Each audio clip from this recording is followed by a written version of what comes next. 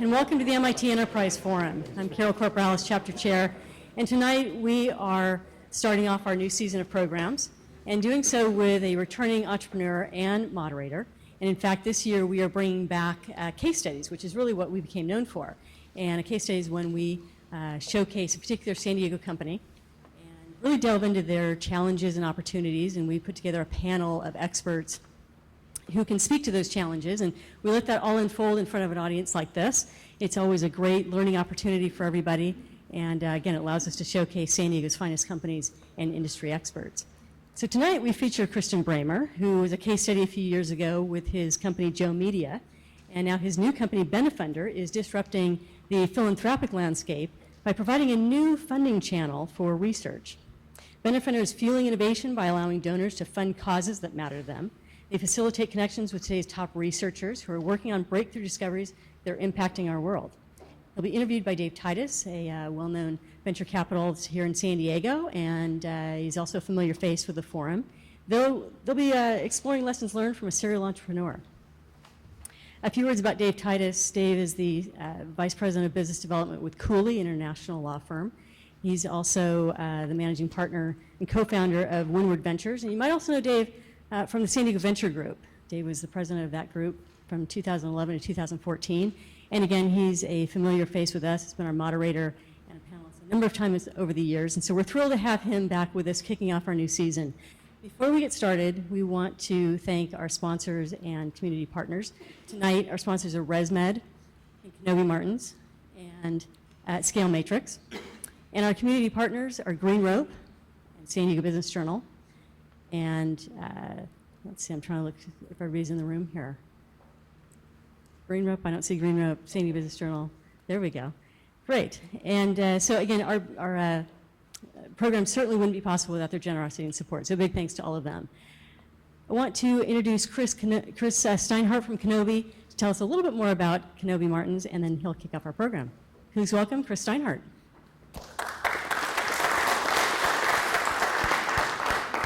Thank you, Carol. Well, welcome everyone to Kenobi Martins. We are proud to sponsor a great organization like MIT Enterprise Forum. Many of the partners here attend regularly and really enjoy the program.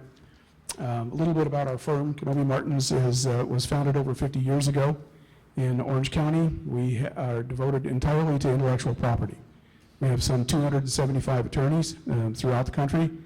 This is our largest branch office with 65.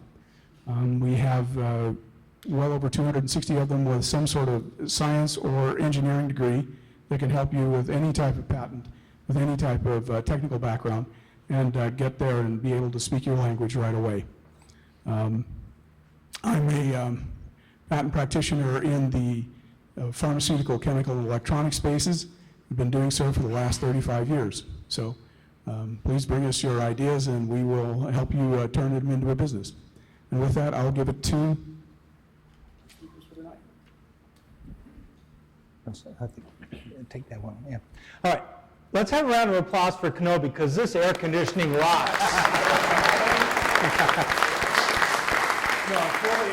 It's really a nice facility, and it's really cool in here. I just walked out to my car a minute ago, and so we're going to go about 10 hours tonight. And there. So good evening. Welcome, Christian. Yeah. Welcome back. Thank you. Was anyone here when Christian was on the MIT Enterprise Forum stage before? Raise your hand. Tyler was. Okay. So we got some folks that remember. When was that, do you think? That was about 5 years ago. 5 years ago. I remember. How do you remember? My son was born about 2 weeks before that. I had just moved, and my wife and I had just hosted a fundraiser for about 650 people. I think 6 weeks before that. So it was a pretty tumultuous time. If you didn't notice, I was sweating on the podium and hadn't had a whole lot of sleep. So that's how I remember. Wow. Okay. Because entrepreneurism and parenthood usually don't go together too well. I haven't learned that lesson. I'm working on my third now. So. Oh. Okay. Okay. So let me start with the question: how does a guy in the Danish Armed Forces end up at a restaurant in Palm Springs? Well, let's see. That's a good question. That there really doesn't seem to be a good connection there. So I grew up in the U.S., was born in Denmark, and at some point, being the black sheep of the family, it was decided for me that I should move back to Denmark and go to school over there. And in doing so, I got drafted to the Army. So it was conscription service, went through basic training, reissued, went through a sergeant school, jumping out of perfectly good airplanes for a living. And the second I got out, I was thinking, you know, San Diego really seems like a nice place to be. So I came back to San Diego, couldn't quite figure out how to make it work, and at the time, the family was starting a restaurant in Palm Springs of all places, so I thought going from negative 20-degree climate to a 120-degree climate was a good idea at the time, and ended up running that restaurant for 3.5 years and got the heck out. Okay. So 180-degree turns are nothing new for you. No. So maybe for the rest of the audience that wasn't here before, take just a couple minutes and tell us about Joe Media and how you came up with Joe Media, what happened. So I'm not quite 100% sure how it happened. So I was a wealth advisor here in San Diego with Merrill Lynch at the time. And I knew at some point I was going to be making a career change. I just didn't know how quickly that would be happening. And I had a client who had, I think, one of the largest Denny's franchisees. 32 Denny's that they owned, and I had another client who was doing municipal Wi-Fi networks in Mexico at the time. And we had a client review at a Starbucks, and he was sharing some work that they were doing in Mexico City, and we kind of looked around and said, you know, it's kind of an interesting, you know, topic. Why isn't Wi-Fi free here? Look around, we're sitting in La Jolla at the Starbucks on Prospect, and going, look at the demographics. Why wouldn't we have an ad-based network that would be free? And why wouldn't we find, you know, chains that would be interested in offering something like that? So that's really the end of the conversation. 3 weeks later, he sent me about a $50 router that he had programmed. That when I plugged it in and checked it out, it rerouted me, sent me some ads, and then let me get on the web. So when I called him back, I said, well, what did that cost to put together? He said, well, including labor, about $100. I went, okay, interesting. So the next call was to the Denny's franchisee, asked him if he was interested in installing free Wi-Fi in his restaurants. He said, sure, come on in. So that was really the birth of Joe Media. Joe Media was, we had some IP around. Did he say sure, or did he say what's Wi-Fi? Fortunately, he said sure. He was a younger gentleman that knew what Wi-Fi was. They had looked at it in the past, and they saw how the potential for Wi-Fi to bring in new customers and have them stay longer and spend more. So it didn't really take a whole lot to convince him. But basically, we had some IP around point-to-point media delivery across wireless networks. And basically what that meant was, if I wanted to Wi-Fi into a Denny's restaurant and access their Wi-Fi, I would have to log in, as you do in most places, give some basic demographic information. This is before the Facebook login, age, gender, and I think email address at the time, which we then connected to that MAC address. And we could then track how often that person came in. We could target advertising to that individual, and we could then track, to some extent, sales from the point of sale system to those individuals. So we grew that from the first 32 restaurants to 375 in about a year. I raised my first capital for my clients at Morgan Stanley, and we went on to grow that to one of the larger Wi-Fi networks in the country. And our problem was 2008. Oh, well, that's a problem. I know. No big problem. That was when we needed VC money, and of all the 30 or so I You've picked, raised some money at that point. raised some money from clients and friends, and did that initial seed round to get us to that point. And we were talking to VCs, and we thought now was the time to kind of expand this to not only Denny's but other national chains. And we were talking to Hilton and House of Blues and a bunch of other groups. And every VC I talked to said, this is great, and we really see how this can make a lot of money. I mean, despite 2008, AT&T was buying other wireless networks at about $10,000 a location. And knowing that it cost me about $250 to set one up, I thought this could be a pretty decent business. And of every VC I spoke to, all of them said, this is phenomenal, this is great, this is really going to be big. If you're just realizing some of that revenue right now, we'd be more than happy to fund you. And I went, yeah, but the last place I'd be on this planet right now if I was realizing that revenue would be here talking to you. So that was kind of my dilemma. But what ended up happening with Joe Media is we kept kind of banging our head against the wall. talking to the Hiltons of the world and House of Blues and all these different groups that said, look, we love what you're doing. We need to see your balance sheet. And I was kind of saying, hey, look over here. We'll be fine. Once you sign this agreement, I'll have the balance sheet I need. And that just wasn't going to fly. So after a while, I ended up merging that company with a East Coast-based digital out-of-home media agency, one of the largest in that particular space, which isn't very big.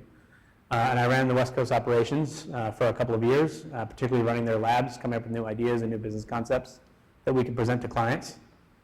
During that time, we won Banco Santander, so we did all the digital signage and all the Banco Santander branches, and did a number of other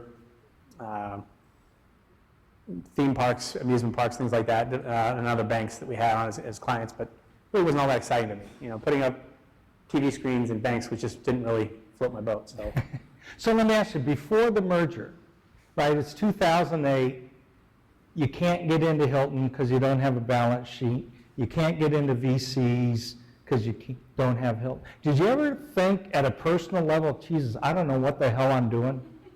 many times. Many times. So what'd you do? What do you do in that moment? Well, you got to act like you know what you're doing. Certainly when you've got a team and you've got other people's livelihoods at stake. Like me doing the MC thing, Oh, I don't think so. No, we kept the business going for a number of years after 2008. We didn't do the merger until 2011. And by that time, looking back at it, I wish I would have, instead of focusing on raising money, simply focus on one customer at a time, bring them on, finance that, and get a revenue stream built out of it, and build it slowly. I think the outcome would have been quite a bit different, fast forward a couple of years. But you live and learn. So what happened to that company? Well, we did the merger with the digital out-of-home media agency. That company's still going. I've stepped back as a partner in that company. They're still doing great things, setting up screens and lighting up screens in just about any kind of a retail business imaginable. And it just, like I said, it wasn't something that I wanted to do in my life. So I decided to step back, and BenefitFunder was born. Now, did you know what you wanted to do? Because, so far you've jumped out of airplanes, you've run a restaurant, you've been a wealth advisor. We don't have time to figure out how you got from A to B, but you've done Joe Media. What? You forgot I ran the Swedish American Chamber of Commerce for a couple of years, doing business matchmaking between Swedish and U.S. companies. My wife and I co-founded a nonprofit that was doing fundraising for local homeless charities called Hunger at Home. And then after that, I was volunteering my time at Connect as an EIR. So basically helping companies with an idea on the back of a napkin get to the point of bringing on their first customer or raising money or whatever the next milestone was. So no, I have no idea what I want to do. So how'd you, obviously, and I want to just say, for those of you who think that I'm checking Facebook, I actually have my question notes on the phone here, so Padres, no. So how did you come up with BenefitFunder? So it was a number of things that were happening at one time that kind of made this perfect mix that brought along BenefitFunder. So one was a personal story that was very near and dear to my heart. My sister's youngest of four sons, Finn, at the time was age 4, was diagnosed with a rare liver cancer.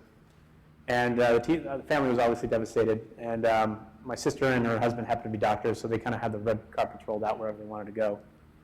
They picked Lucille Packard up at Stanford, and fast forward a year, and my nephew's now cancer-free, and the family's talking about how do we give back? How do we fund some of the research that was responsible for saving my nephew's life? And the answer, when we asked the question to the researcher, the answer was somewhat astounding. They said, well, by the time it gets through Stanford and gets to me, there won't be a whole lot left. You're probably better off funding, through American Cancer Society. That's where I get a lot of my grants. And so, having some background in nonprofit, I went right to their 990s and looked at their overhead and how much actually went to the research. And the overhead, I think, was in the 70+% range. I didn't get a choice of who got funded, and I certainly wasn't going to be participating in any outcomes. So that was off the table. The next thing we did as a family is look at maybe creating a possibility of creating a family foundation. And in that path, we would have been looking at 6 to 18 months to get our IRS designation. And if we really wanted to do it right, we'd hire a scientific committee to kind of help us evaluate which research we might want to fund. So we're basically, in a nutshell, looking at a couple $100,000 in 2 years before we wrote the first check. As an entrepreneur, that's a lifetime. That just wasn't going to happen. But it taught me something, and it showed me that there's a much bigger problem that's not related to my nephew, but related to the donor. There's a donor problem, right? Why should it be so time-consuming, expensive, and difficult to fund research? I thought these donor-advised funds solved all those problems, right? I go in, I go to, there's a number of good, San Diego Foundation, Jewish Community Foundation, and I have the Dave Titus Foundation.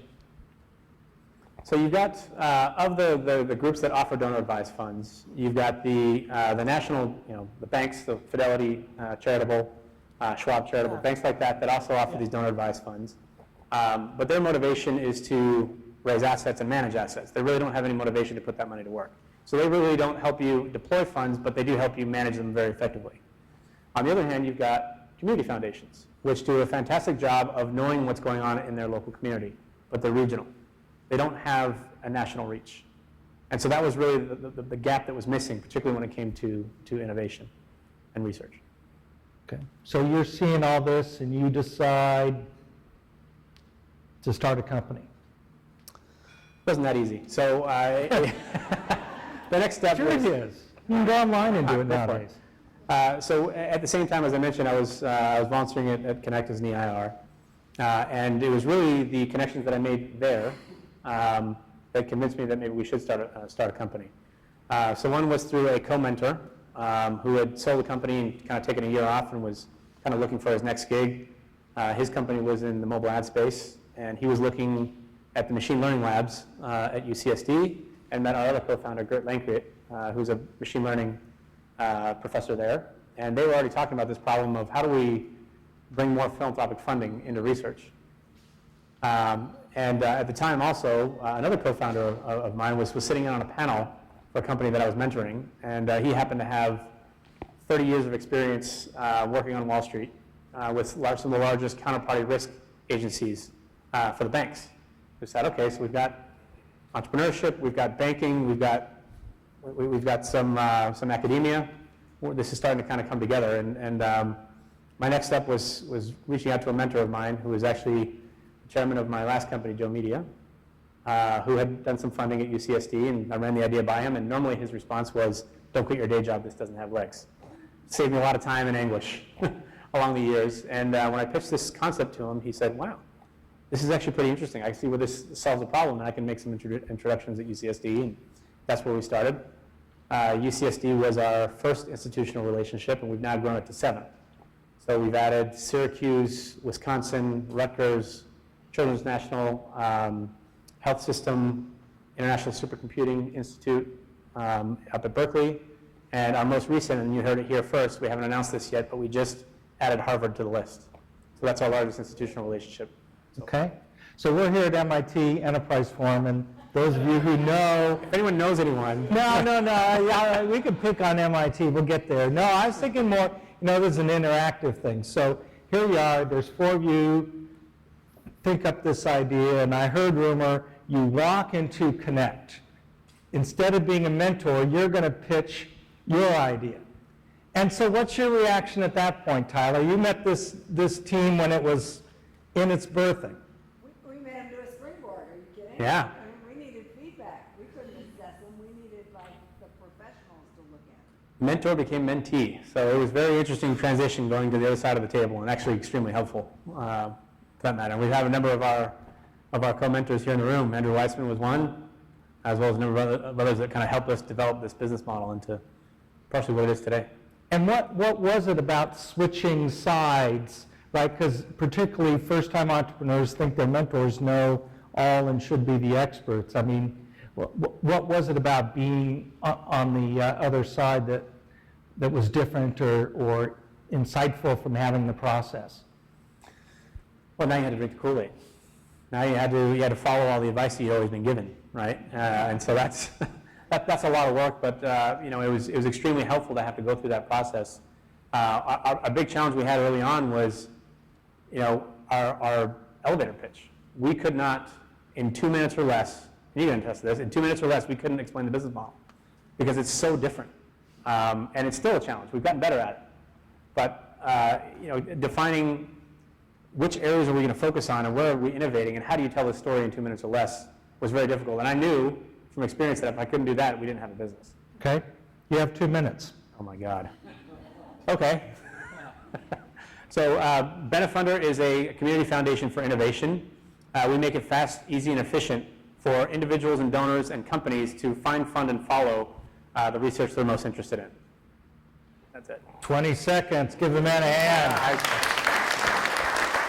No, seriously, the number of entrepreneurs who cannot do that is amazing. So you're a community foundation, so you're a nonprofit company.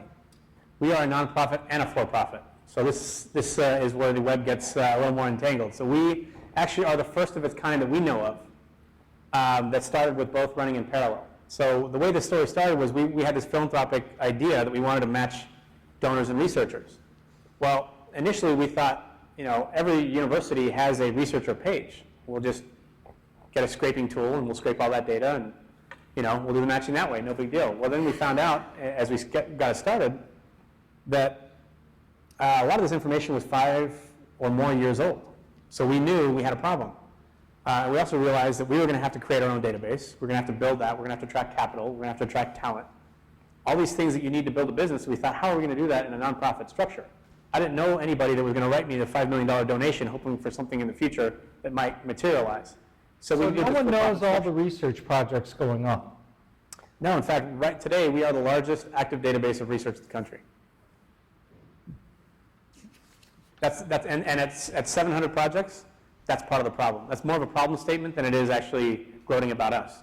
If you think about, there's probably 10,000 researchers that you'd want to fund that have been vetted, that are of quality research, and at 650 to 700, we're the largest, right? $60 billion a year in federal funding going into research, and nobody knows what's going on. So we're kind of the first that's putting that all together and kind of qualifying it. So you're nonprofit, but you're also for-profit. So how do you have 2 entities, or how do you bridge this gap? We have 2 entities. So basically the way that the two work is we have this foundation that owns the assets that are donated to it, that run our Charitable Innovation Fund or our Donor Advised Fund product, that has all the donor relationships. And then the for-profit basically has built and licensed all of the database infrastructure and capabilities to this nonprofit. The for-profit also has all the talent, which it then also licenses to the nonprofit through a management services agreement. So essentially all the data, all the IP, everything is owned in the for-profit, and we're tied at the hip through this arm's length agreement between the two. I'm CEO of both. We share a chairman, but other than that, they're totally separate entities, separate boards, separate law firms. Everything else is separated. So that adds a level of complexity to this business. But it also opens up a lot of opportunity. It allows us to bring in investment capital into the for-profit. It allows us to leverage philanthropic capital in the nonprofit. Essentially, the two can't live without each other, but that's also by design. We don't want down the road for these two to drift with separate missions. So how do I get my capital out if I'm an investor? You have investors, yes? We're internally self-funded today, Okay. but that may change. So if it's going to change, you got to tell me how I get my money out. How do I get my money out? Well, If you go public, who goes public? If you get bought, who gets bought? so the two are tied together.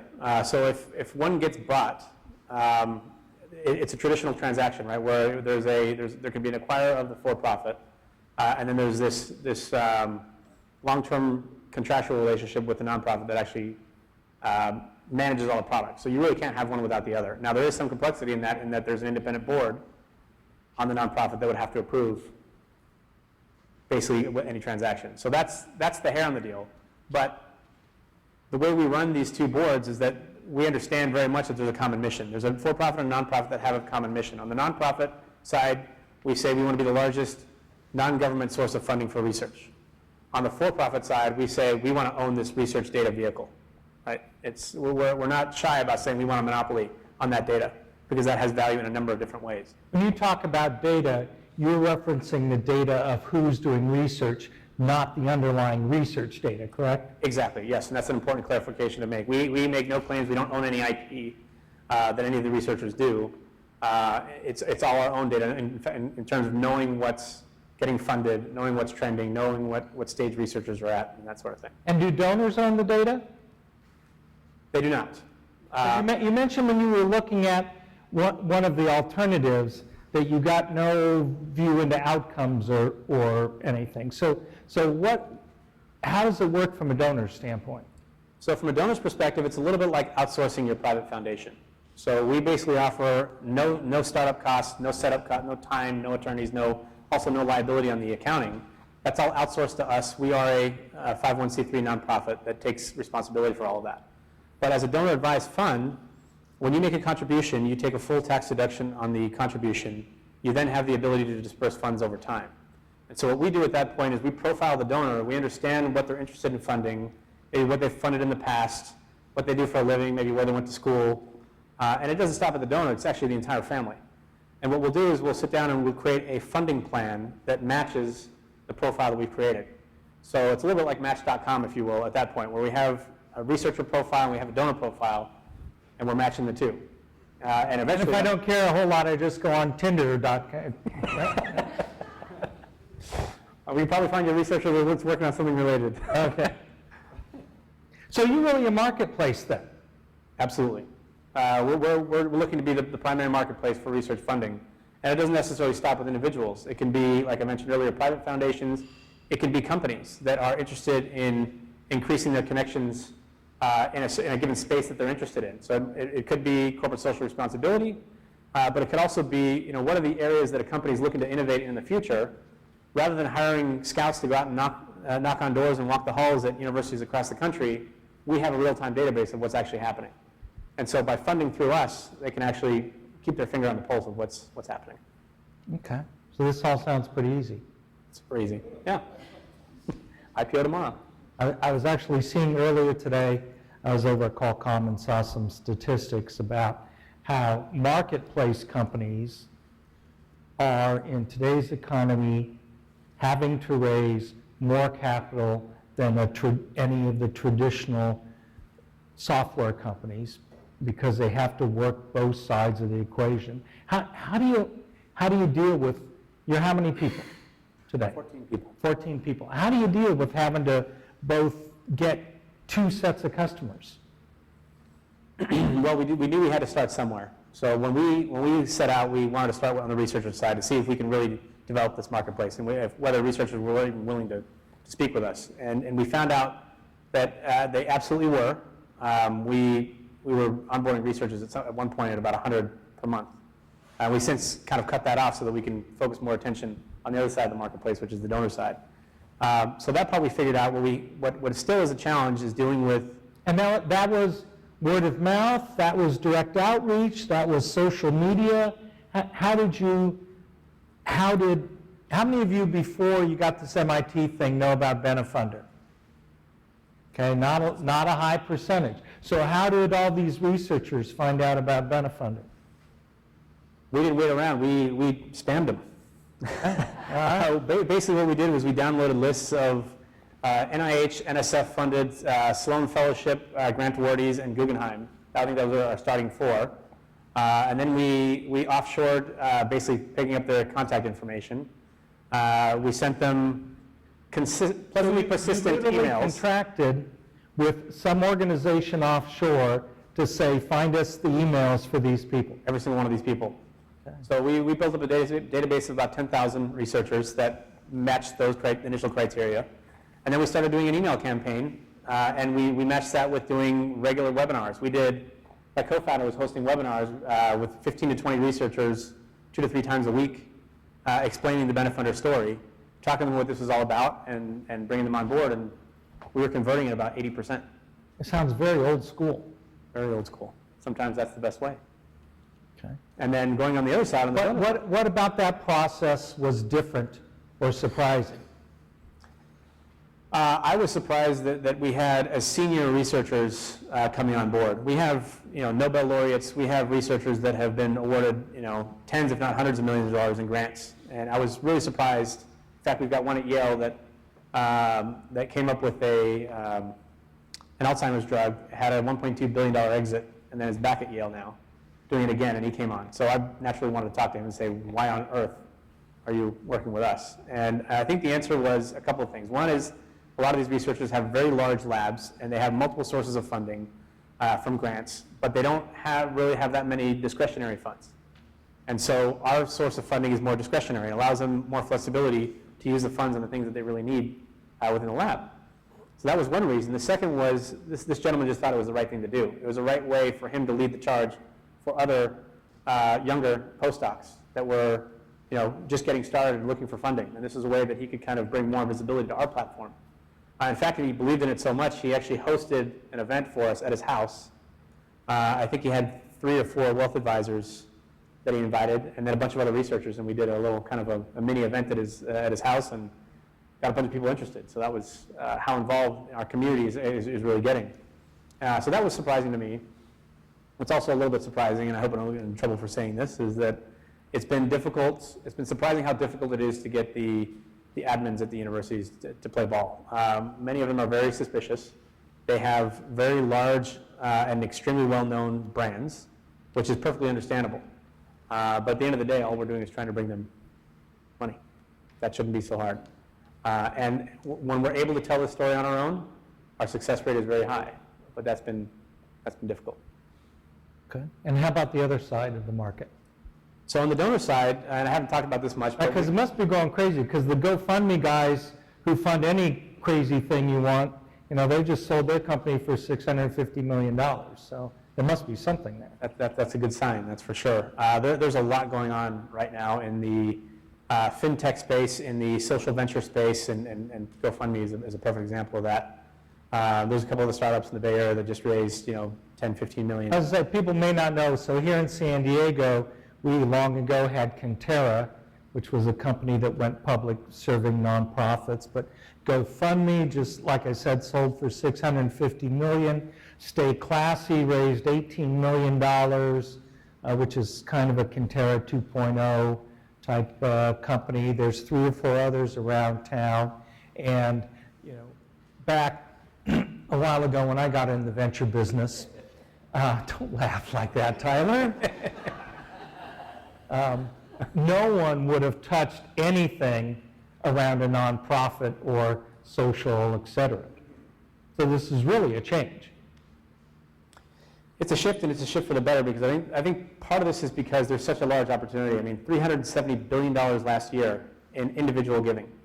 Right? That's a huge marketplace, and it really hasn't been disrupted. If you think about the traditional fundraising model, it's still going to an event, wearing a black tie, and raising a paddle. Right? I mean, there's not a whole lot of transparency in terms of where the money is actually going, what the overhead is. You're starting to hear more and more stories like the ALS Foundation with the Cold Water Challenge, and you realize that small fractions of money are actually going to where they're intended to go. I think people are getting tired of that, particularly as the millennials come about and inherit the earth. They're not okay with that model. They want to know exactly where the money's going. They want to know what it's being used for. And they want to know how this is going to be sustainable going forward. And so I think that's a trend that's really sparking a lot of this. And I think we're at the forefront of that. I mean, in our model, we're allowing the donor to pick specific researchers across any university in the country working in the specific areas that they care about. And then we're going to tell them exactly what's happening, and we're going to tell them exactly ahead of time how much money is going to be taken in overhead. That really hasn't happened before. So donors are beating path to your door. Yes and no. Mostly no. They don't know about it, so this is the start of that. Okay.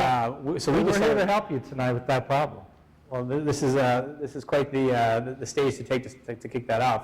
We decided early on that we wanted to take a channel approach to our fundraising. So most nonprofits, their number one source of overhead is in fundraising. So we wanted to figure out how do we find a smarter way to get to the donor. And so looking back at my history as a wealth advisor, I thought, let's go to where the money is, right? We were looking at the top 10 wealth management firms saw about $93 billion leave their accounts last year alone, right? That's a pretty narrow marketplace with quite a bit of money. That's half your book, right, Sam Armstrong, wherever you are? And so we thought, well, that's a great place to start. And so basically the concept of our hosted donor advised fund is that wealth advisor can open the conversation with their client to talk about philanthropy and actually have a product and a vehicle that could back it up. So our role with a wealth advisor is to be the philanthropic specialist in anything research related or university related. And so the idea being that when a donation comes to us, we open an account with the advisor that referred it, so they haven't lost any money. They continue to manage that account, and more importantly, they get a new kind of a conversation that they can have with their clients around giving back, which is such an important part of the wealth conversation. When you're talking about you've made your money, you're looking at preserving and stowing away and giving back, having that conversation can make the difference between keeping a client long term and certainly between keeping the next generation of that client. And so that's where our product kind of fits in. And so that as a channel has a huge opportunity, but it also has a lot of challenges because you're dealing with wealth management firms that trade on credibility, trade on a track record, and trade on not taking any risk. And so that's where we've run into a lot of our challenges right now. So how is that not really having 3 customers to sell, right? So you got the researchers, it sounds like that's been easy. You got donors, but now you've gone and created another customer to sell whose interests traditionally have been in opposition to what you want their clients to do. Yep. So we are absolutely in there changing behaviors and changing the way advisors are thinking about philanthropy. And I will say that we found in the private banking, investment banking space where the account sizes are in excess of 30 to 50 million, that conversation has been very easy to have because they already understand there's a problem. They're already having these conversations with their clients. Because they already have enough money. They already have enough money. Exactly. So that's really been where our sweet spot is today. I think that long term, once we have a track record, this is going to bleed down into the everyday advisor. So your target market today, by default, has been the very high net worth individual, as opposed to someone who wants to do good with $5,000. Well, I would say that that's correct. I mean, our account minimum is $25,000 to open a donor advised fund, and we really wouldn't take many of those accounts on unless we knew that there was more assets behind that. But what we are doing now, and this is a great And how did you transition. decide that? We basically looked at what the Fidelities and the Schwabs of the world were doing and understanding that there's probably a good reason for that. That number is really the minimum to where the fees would be worth an advisor's while to even have the conversation. And realistically, it's probably higher than that. It's probably in the $100,000 level. But we realized that one of our challenges in going through these channels is that it's going to be, unless we can get the donor to start asking advisors, it's going to be very difficult to break that channel.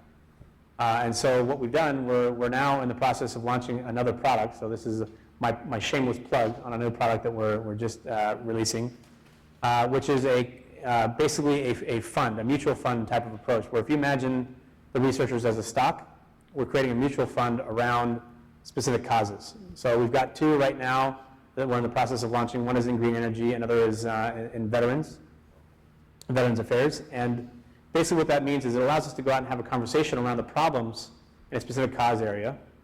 It allows us to show the relation between the problem and the solution, which the researchers are now working on. And it also allows us to clearly define who's getting funded, how much they're getting, what the overhead is, where your money exactly is going, and how you're going to participate in those outcomes. And so this particular product is actually designed to allow anybody that wants to. If you want to give $50 to veterans, you can do it through this. So why launch that now? That's the fourth quarter. No, there's a couple of reasons. That was a simple answer. So why launch that now? It's an important topic. So Right. Some people would say, wait, get product number 1 working well. running first. Yeah. I think a lot of it has to do with lessons I've learned in the past in terms of if you're going to knock your head against the wall, you better be sure you're going to break it. And in this advisor channel, I have no doubt long term that they're going to come around. It's going to be a matter of finding the first movers, and that's going to slowly snowball into raising larger funds. The mutual fund concept allows us to have a conversation that resonates with the press. It allows us to clearly differentiate ourselves from the public charities. It allows us to convene groups of researchers for events, to do fundraisers and things like that. And it's just a much sexier thing to talk about than a donor-advised fund philanthropic financial product. And so really, from our perspective, the only difference is it's exactly the same account. The only difference is now we allow multiple donors into a single account. And then we've predefined what the strategy is. And it just seems like a natural progression of what we're doing. And how's it going? We haven't launched them yet. Okay, when do we launch it? I'm in a hurry. Stick around. We'll be doing that a little bit later. No, so far we've had a lot of early interest, and this actually came about. I was invited to the White House for a Clean Energy Innovation Summit, and they said, well, could you put together a proposal for us in clean energy? We're really interested. I thought, how can I put together a proposal when I don't know what the donor is interested in? It kind of goes against our purpose. Well, we did kind of put together all of our researchers in clean energy, and we thought, this is kind of like a mutual fund. Why don't we put together a funding strategy for this and a fundraising plan, and let's go to the White House and let's pitch it to whoever will listen. And so we did that, and I think we stole the show a little bit. We have a number of private foundations now and companies that are interested in this particular space, and what they like about us is the notion that we have access, which they don't have. We have all the media assets as well around each one of the researchers. We've interviewed every researcher. We have a profile written. In most cases, we have a video, which makes it very easy for them to share with their stakeholders. And we have the ability to leverage the dollars they put in with individual dollars that they couldn't go out and raise on their own. So this has a leveraged effect with the dollars that they might put into a fund. Plus, it gives a great press. And this is all research-based, as opposed to sending money to my friend Lee Barkin here to do solar for good nonprofits. Basically, anything that can be funded through a university can be funded through us. So it's not all necessarily research-based. We range from policy all the way through to commercialization. We have clinical trials. We have some examples that are a little bit off. In fact, right here at UCSD, the Rady Venture Fund. So you can actually put dollars into a venture capital fund, which is led by students, that's investing in real businesses locally, creating new jobs and giving just a tremendous experience for these students. It kind of makes me want to go back into business school, but having the ability for these students to manage a real venture fund. And I get a tax deduction for that? Absolutely. Wow, I told my limiters I had to lose their money before they got a tax deduction. It worked. What can I say? So what are the challenges? I mean, let me rephrase that. People, you have 14 people. You have 4 co-founders. Are you all full-time? No, we're not all full-time. In fact, 2 of our co-founders are still kind of in the research arena, which I actually think normally you want your co-founders to be fully committed. I think in this case, they represent our poster child, right? This is why we're doing this. The other people that we have in the company are full-time, and they range from writing profiles, interviewing researchers, going out and doing fundraising. We do lab visits. In fact, just today we were up at UC Irvine doing a lab visit for a handful of advisors, literally walking through some of the labs and kind of connecting them with the actual causes that are out there and what the outcomes could potentially be. And we have PR people, marketing people, some of them here in the room, Andrea. And so we're serious about this. We think that this can become the largest non-government source of funding for research. And the way that we're going to get there is by help from groups like you all. We need to get the baby steps before we actually go big into this advisor channel. That's part of what the fund approach is for. But what we really need is introductions, and if anybody here is interested in participating in some way, please let us know. You can see Madeline, who's here. Hand her your business card. We'd love to have a conversation with you. But it really starts with the smaller base hits, smaller steps, which can then roll into something much bigger. And it's not like we haven't had any success so far. In fact, we just opened our first account with a private banking team with Morgan Stanley. So thank you, Chris. That's our first real step into an investment banking group. We're also in due diligence with the 25th largest bank in the country. And do you have to get vetted by Morgan Stanley to do that? Or you just say, hey, I want to open an account? We have to answer a barrage of questions. Because you're not the normal beast, right? We're not at all. We're completely different. But when you think about it, we're a client. So what due diligence does a new client need to go through? Oh, a lot. right? I mean, nowadays, right? Well, sure, am I correct? Thanks for the paper, Jack. Yeah. Yeah.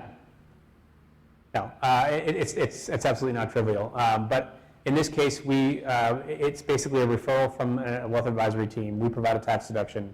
It's not totally unlike referring a CPA or another service provider. The only difference is we keep the assets within the firm.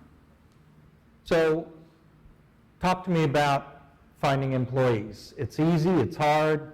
I have this debate with people, there's not enough, there's too many. It's very difficult to find good employees.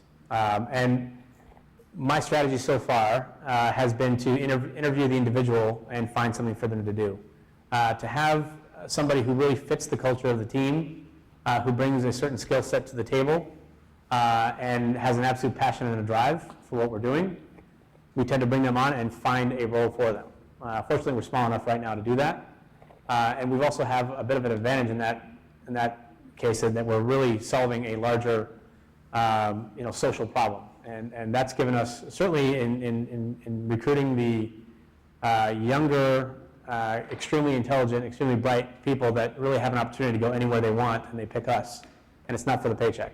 It's because of the greater good aspect of what we're doing. And that's where we've had a lot of success. But it is difficult.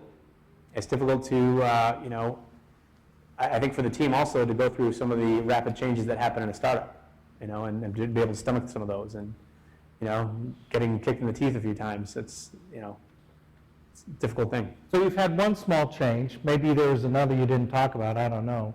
How many more do you think there are? I think there's going to be a lot more. I think we're still figuring this out as we go along. As we get in front of different donor audiences, whether they be private foundation or wealth advisor or corporate foundation, the conversation changes slightly every time when we learn something new. In fact, having conversations with VCs, I learned something new just recently, which was a little bit surprising to me. But they're all not quite the devil you thought they were? I'm starting to come around and, and have some optimism. No. So tell me about that, because I think that might surprise people about kind of your experiences over the last couple months. So based on my past experience, I thought we would certainly have to have proof points from the donor channel before we'd ever have any productive conversation with a VC. And I've had a few just kind of exploratory, trying to understand what stages we need to get to be able to bring in some VC dollars to kind of grow the company. And the interest level has been much more in the community and the ability to own the research data space, more so than in necessarily how we're going to monetize it. So that was a surprise to me and a kind of a refreshing response. Still not quite sure what we're going to do with that yet, but we'll see. Yeah. Okay. By the way, if along the way anyone has questions, I should have said long ago, because I can do this all night. And, Yeah. You got about 5 more minutes and then. no, that's not a question. Sorry. Okay. Okay. Well, I should have started a while ago, but go ahead. I'm surprised that the federal government research base isn't open. And you say you have the most information about research. Can you comment on why NSF and NIH aren't making that research base available? I think they are making it available, but I think that information is skewed. So if you think about when the NIH puts out an RFP, you're requesting funding for a specific purpose. So that PI is now conforming their application to what they're willing to fund. It's not necessarily an accurate depiction of their body of work or what they're looking to work on in the future. So those applications, I think, are public, and you can get access to that data. It's just not necessarily what's happening in the lab today or going forward. Well, there's open applications. If I'm an economist, if I'm doing research, I can open, I don't have to wait for an RFP, I can apply Sure. for grants. Yeah. And I think the point of that is it's those grant applications are skewed by the what they're willing to fund versus necessarily what the researcher is looking to work on. I guess does that make sense? Yeah. In the back there. So I have a question. What kind of No, stand up, speak loud. what kind of protects that relationship between the donor and the researcher? Because so I did my PhD in the life sciences, and 25,000 or 50,000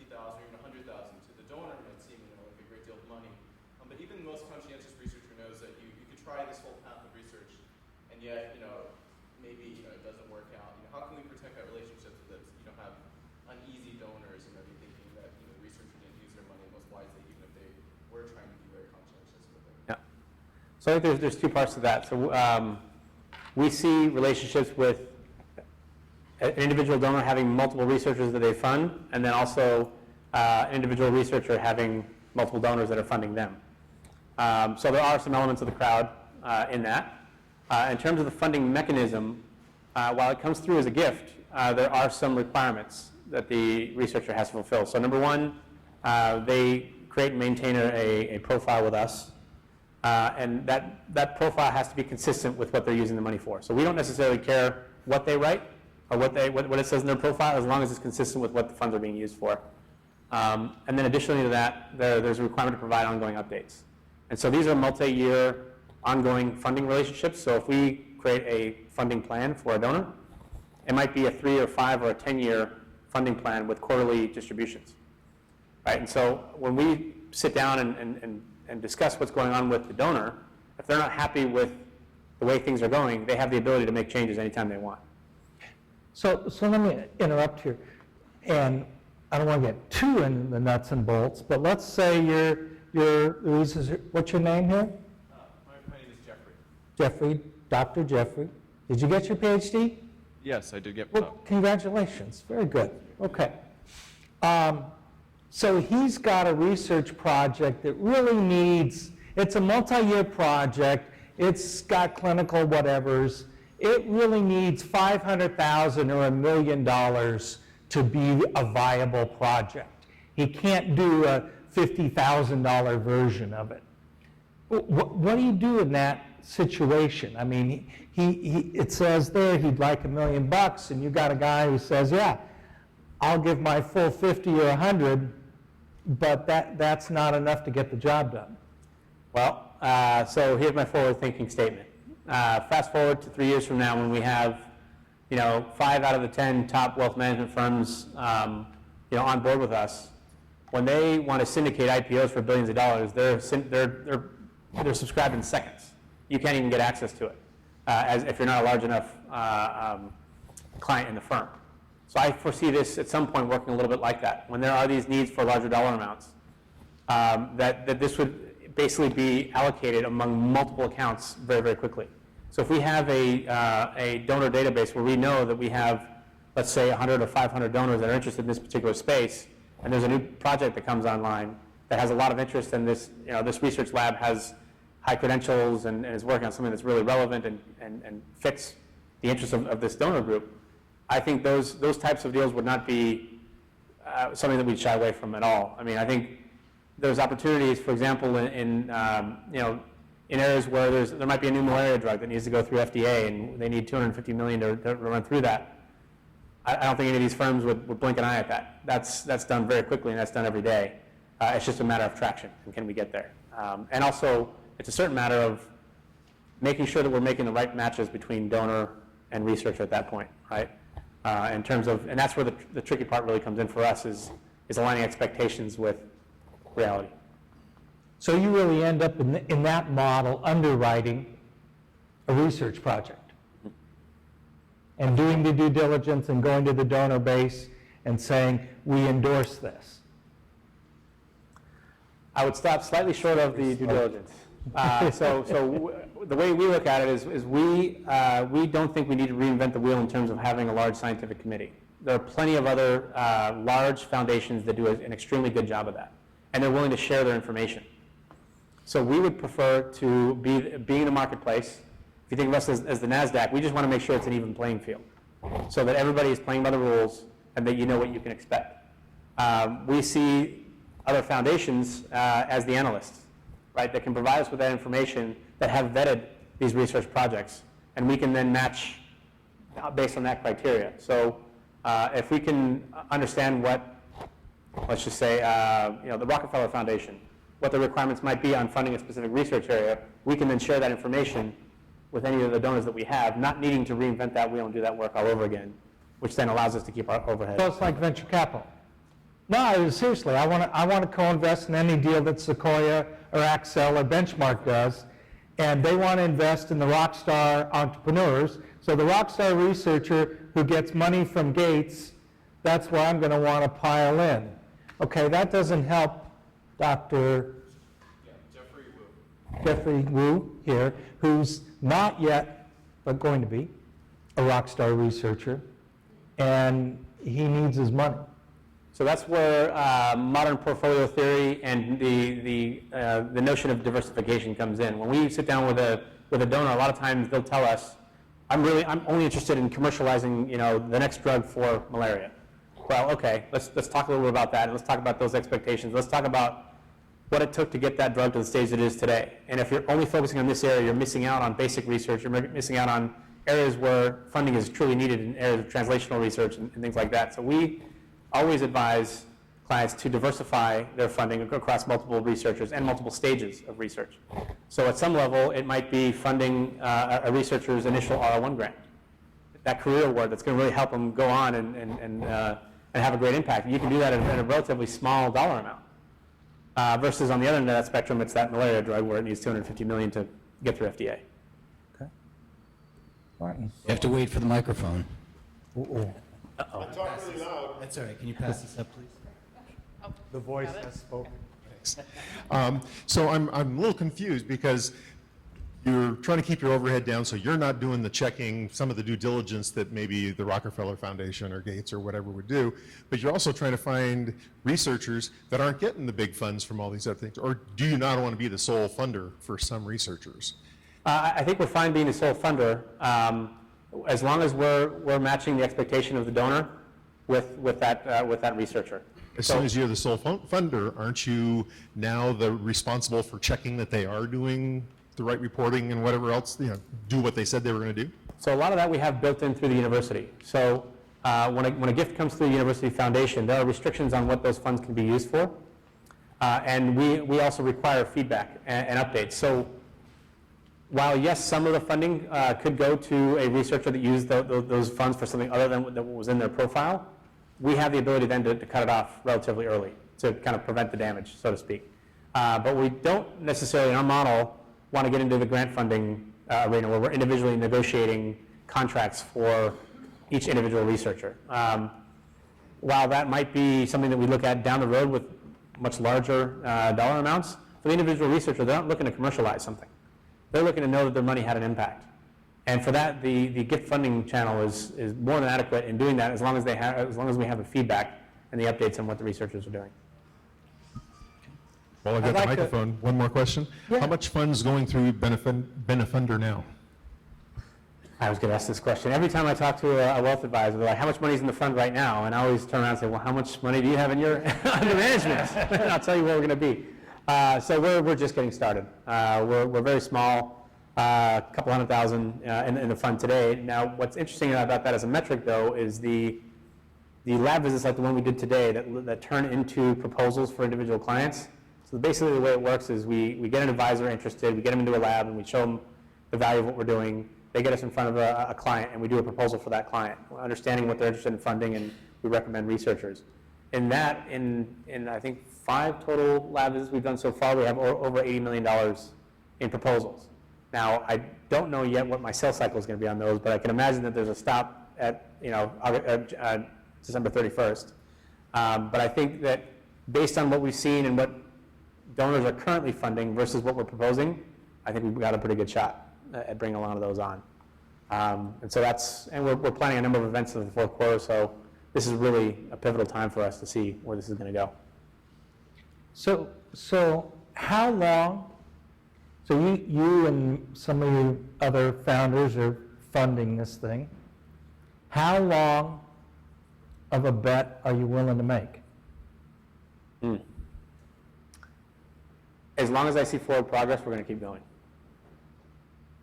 That sounds like a crazy statement, doesn't it? Yeah, it does. Well, see, I'm looking at a statement that says, I've failed many more times than I've succeeded, but I've also had more shots on goal than most. So I'm okay with that. I read your LinkedIn profile. No, this is something that's much bigger than me or any of my team. This is just too important not to do. Somebody has to do it. Even if we fail, I think we'll have paved the way for others. There's too much benefit that comes out of research and comes out of academia to not find a way to solve this problem. I mentioned earlier, $350 billion a year. Less than 3% of philanthropy today is going to research. And if you look at the other side of that equation, over half of all wealth that's been created since World War II can be directly attributed to research. There's a huge disconnect in that equation. And if we can just raise that 3% up a couple of points, we've made a tremendous impact. And I think that with the path that we've had so far and the success so far, we're going to get there. We haven't figured out all the little steps that are required yet, but we'll get there and we'll figure that out. But so far, there's nobody else doing what we're doing. That's 700 profiles with the largest active database. That doesn't make any sense at all. So something has to be done, and I think we're in the best spot to do something about it. So what's been your most instructive failure to date? In Benefunder or all my failures? 'Cause there's All a your lot. failures. I don't know. Jeez. You didn't exactly list them all on the LinkedIn, but Well, they don't give you that many characters. it's not fair. That was one of the questions I didn't tell them in advance because I just thought it up. I would say relating it back to the Joe Media story, spending more time focusing on VC funding rather than just on the core of the business and growing the customer base would be up there.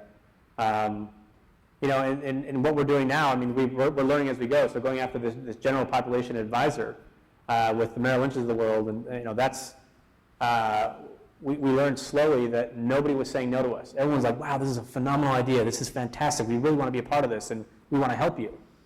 But nobody was taking us to that next level, right? Many of them were like, I'm not going to risk my career on this 2% of my assets that can come into an account. We're going to wait for somebody else to do it, and then we'll come in later on, right? So we spent a lot of time and a lot of energy going after that channel, getting all this positive feedback, but then it wasn't really converting.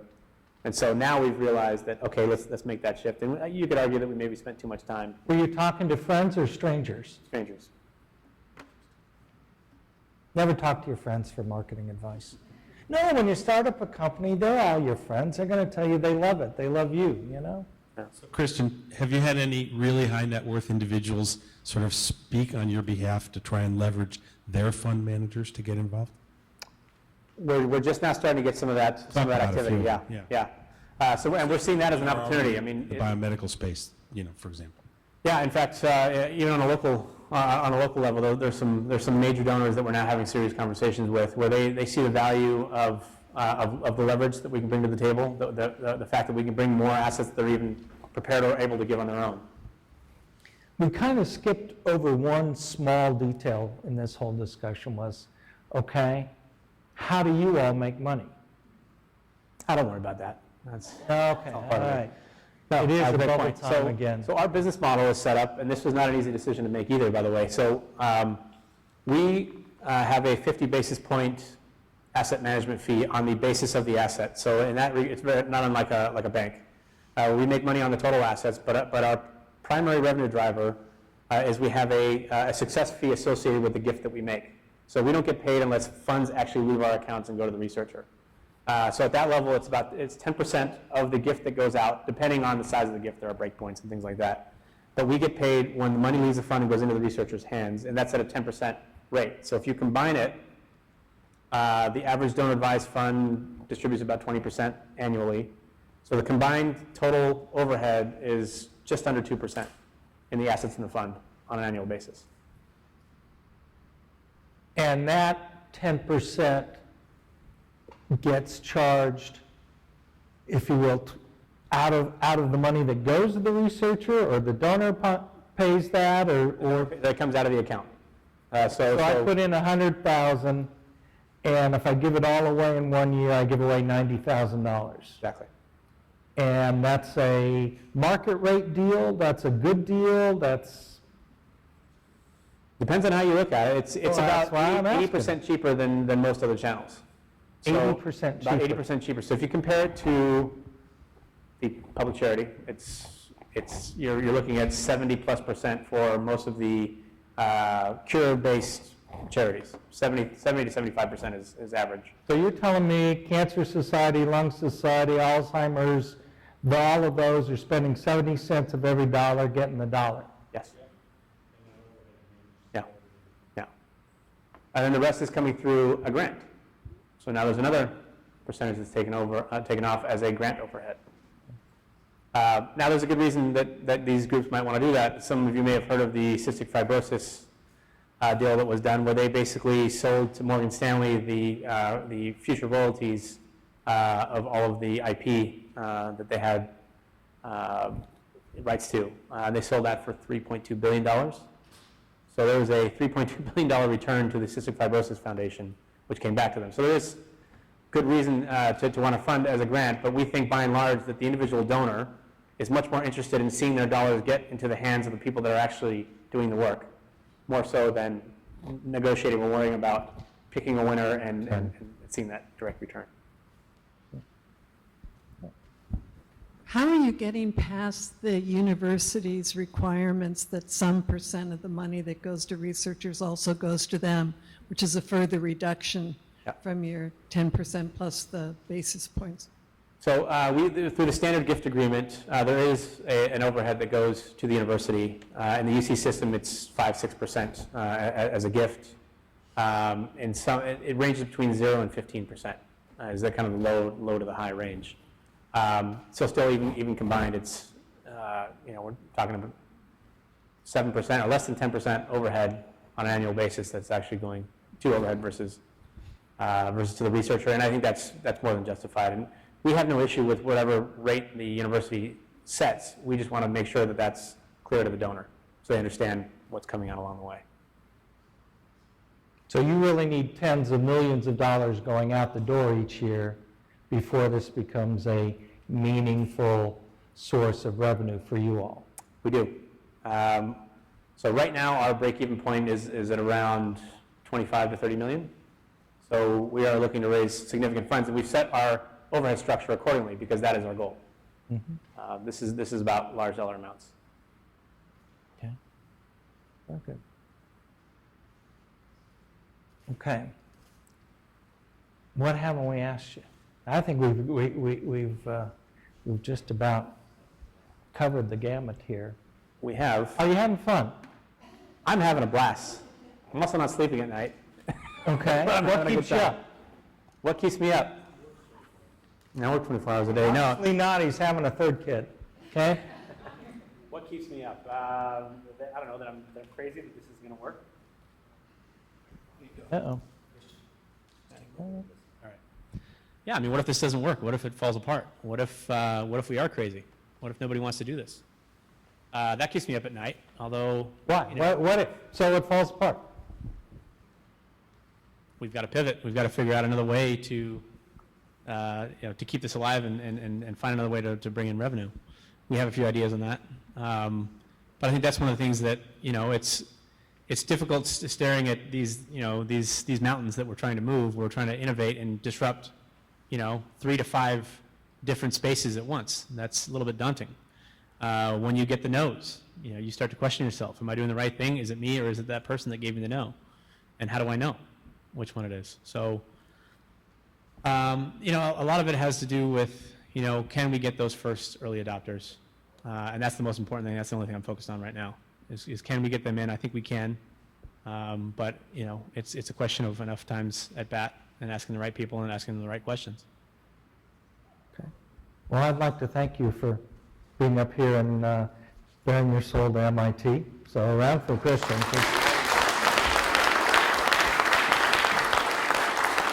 Once again.